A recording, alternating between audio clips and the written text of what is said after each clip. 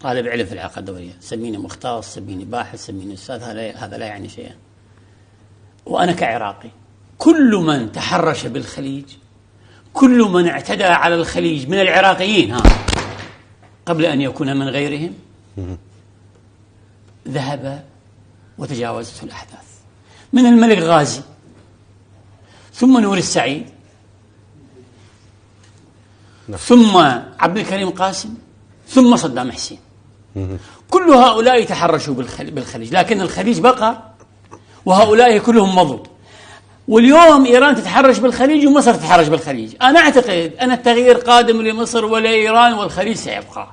يعني ليسمعوها مني بعض من يتوهم بهذه المصطلحات السوقية. للأسف هذا مصطلح سوقي، هذا لا يقال على الملوك، لا يقال على الملوك هذا. نعم. فبالتالي أنا أقول للمصريين وأقول